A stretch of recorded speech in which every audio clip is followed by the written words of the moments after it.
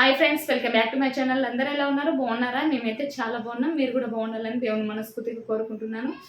ఈరోజు మన వీడియో వచ్చేసి ఏంటంటే కొబ్బరి పూరి అనమాట. కొబ్బరి పూరిని ఏ విధంగా చేయాలనేది చూపిస్తాను. వీడియో మాత్రం స్కిప్ చేయకుండా లాస్ట్ వరకు అయితే చూడండి.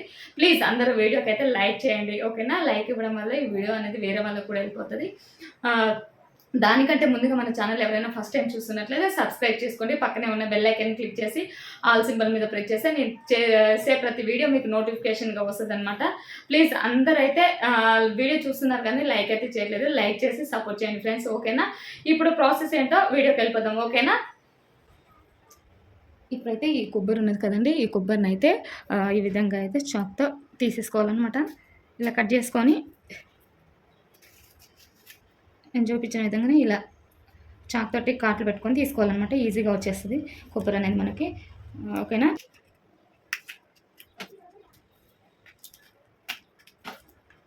చూసారు కదా ఏ విధంగా వస్తుందో. ఇట్లా ఇట్లా కాట్లు పెట్టుకోవడం వల్ల కొబ్బరి అనేది మంచిగా వస్తుంది అనమాట తీసుకున్నప్పుడు. అందుకని చెప్పేసి ఎప్పుడైనా ఇలా తీసుకోండి.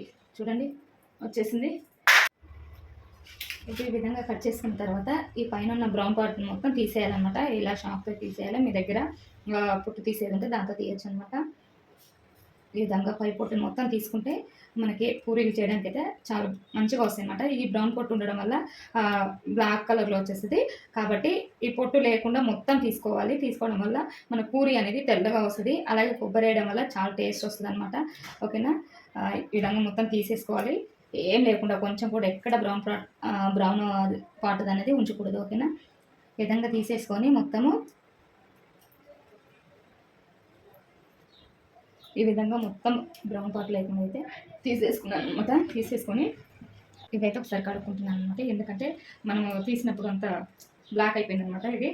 అందుకని చెప్పేసి ఒకసారి వాష్ చేసుకున్నాను. వాష్ చేసుకుంటే మనకి తెల్లగా ఉంటుంది అనమాట. ఇంకొంచెం బాగా వస్తాయి.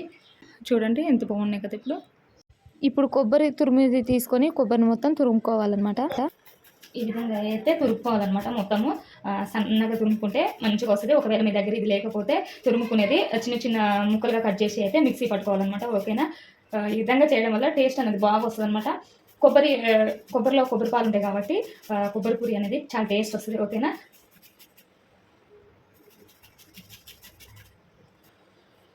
ఈ విధంగా మొత్తం తురుముకోవాలన్నమాట. తురుముకుంటే ఒక కప్ అయితే మనకు ఒక కప్ వచ్చేసింది. మిక్సీ జార్ తీసుకొని ఈ తురుముకున్న కొబ్బరి ఉన్నది కదా, ఇది మొత్తము మిక్సీలో వేసేసుకొని మనం ఒకసారి మిక్సీ పట్టుకుంటే అప్పుడు ఇంకా కొంచెం మెత్తగా అవుతుంది అనమాట ఈ మిక్సీ పట్టుకున్న మిశ్రమము. ఇదైతే మిక్సీ పట్టేసుకుందాం మనం ఒకసారి.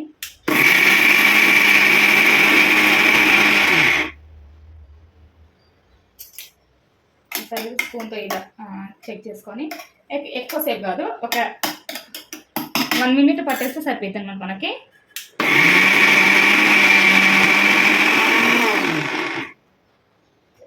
చూద్దాము.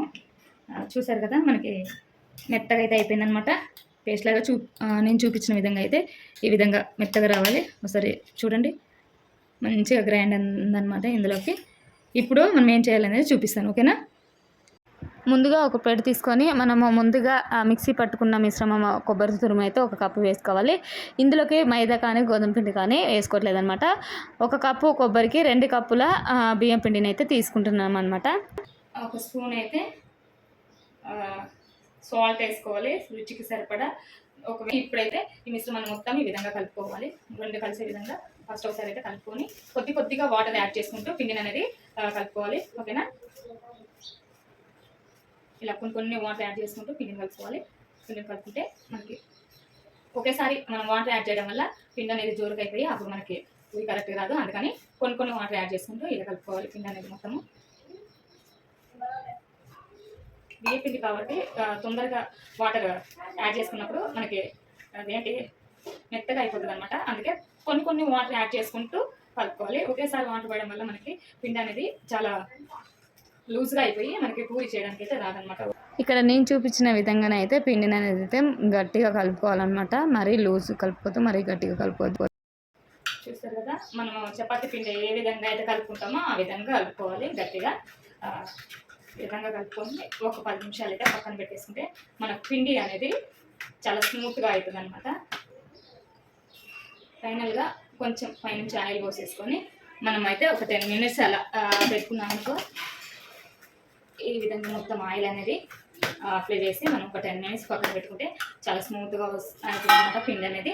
అప్పుడు మనకి పూరి చేసుకోవడానికి చాలా బాగా వస్తుంది. 10 minutes తర్వాత అయితే మనం పిండి చూద్దాం ఎలా ఉందనేది. చూసారు కదా, స్పాంజీ అయిపోయింది అనమాట, చాలా బాగా అయిపోయింది.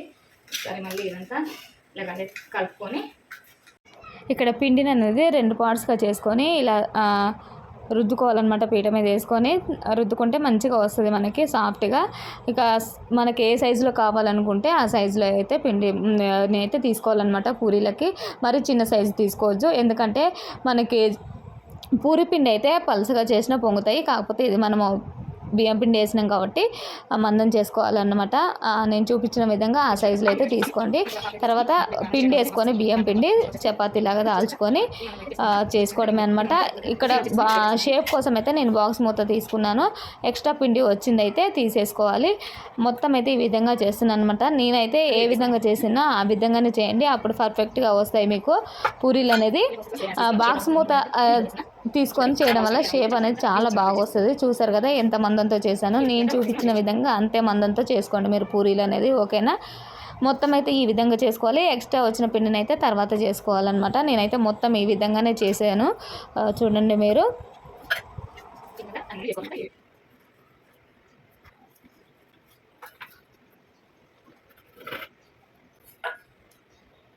చాలా బాగా వస్తుంది చేసుకుంటే అన్నమాట. పూరీలను మొత్తం ఈ విధంగా అయితే కాల్చుకోవాలన్నమాట. ముందుగా అయితే స్టవ్ వెలిగించి కడాయి పెట్టుకోవాలన్నమాట. కడాయి పెట్టేసేసుకొని డీప్ ఫ్రైకి సరిపడా ఆయిల్ అయితే వేసేసుకోవాలన్నమాట.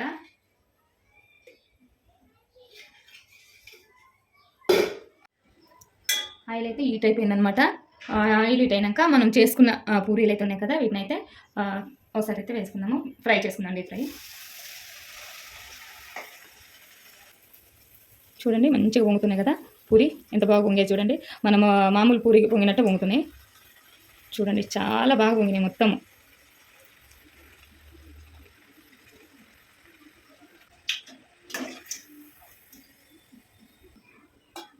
గిన్నెలో తీసుకున్నాం చూడండి, చాలా బాగా పొంగినాయి పూరీలు అయితే. ఈ విధంగా మొత్తం వేసుకోవాలి పూరీలని.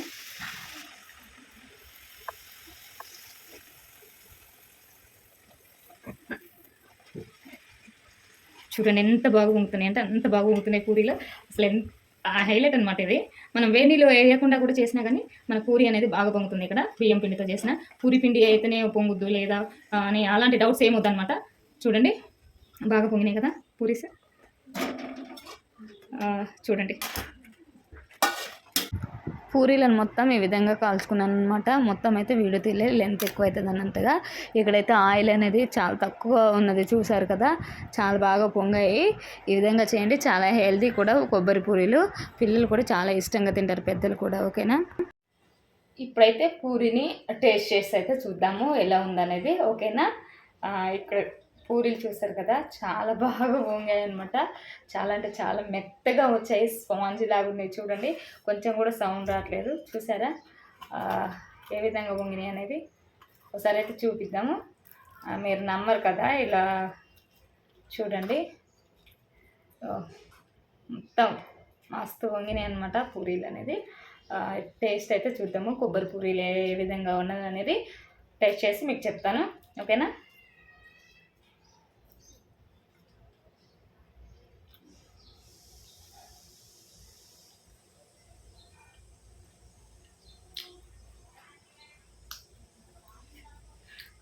చాలా అంటే చాలా బాగున్నాయి.